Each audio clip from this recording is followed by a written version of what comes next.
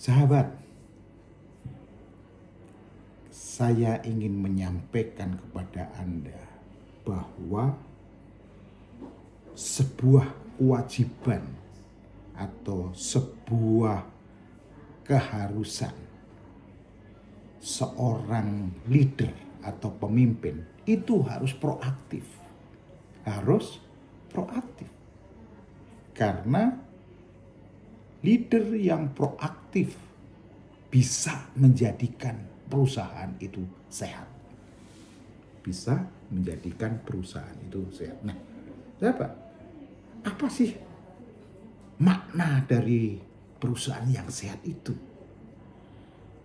Yang pertama adalah seluruh anggota tim di dalam ekosistem perusahaan Anda itu orangnya happy, orangnya gembira, terlihat lahir dan batin, termotivasi kerjanya. Dalam melakukan pekerjaan dia melakukan dengan sepenuh hati dan sepenuh cinta. Yang kedua adalah perusahaan yang sehat itu adalah perusahaan dapat bertahan dalam kondisi ekonomi apapun. Meskipun ada gangguan yang agile, eksternal maupun internal, dia bisa bertahan. Itu adalah perusahaan sehat. Perusahaan sehat itu memiliki kemampuan memenuhi kewajiban-kewajibannya secara finansial kepada semua stakeholder, semua orang-orang yang melaksanakan operasinya dengan stabil. Mampu bayar gaji pegawai, mampu bayar supplier, mampu memberikan dividen keuntungan kepada yang punya perusahaan. Itu namanya perusahaan sehat. Perusahaan sehat itu dapat menjaga kontinuitas perkembangan usahanya, perkembangan bisnisnya dari waktu ke waktu. Itu perusahaan sehat. Nah, ini adalah kewajiban seorang manajer, seorang leader sebagai pemimpin di perusahaan itu untuk membuat perusahaan menjadi sehat.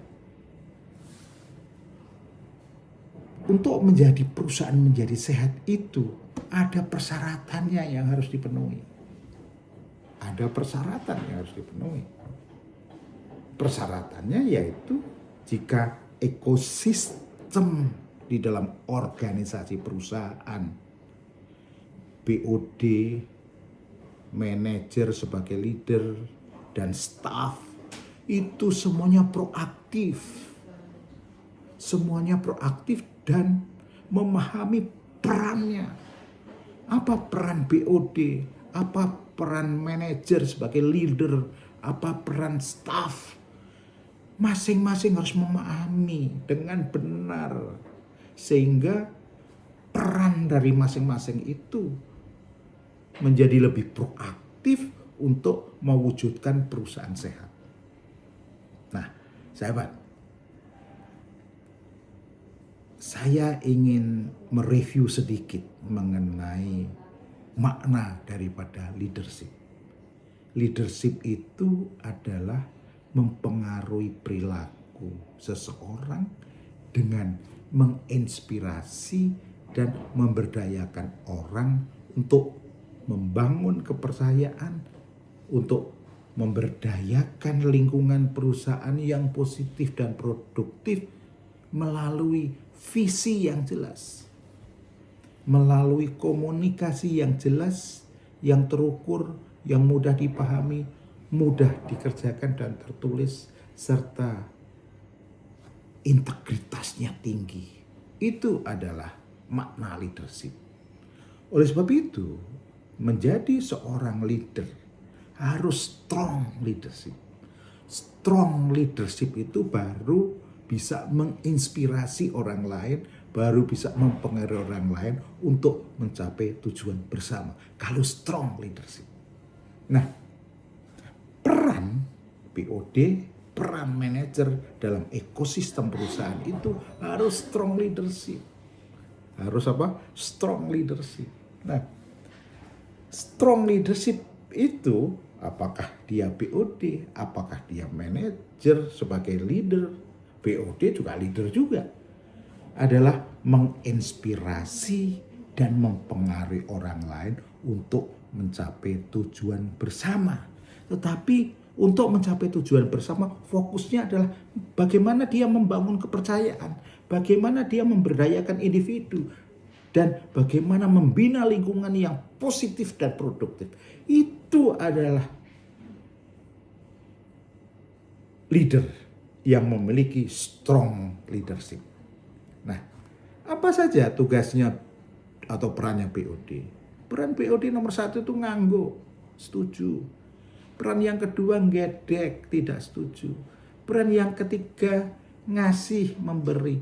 Peran yang keempat adalah ngampleng, menghukum. Jadi 4 peran BOD. Nganggo, gedek, ngasih, dan ngampleng.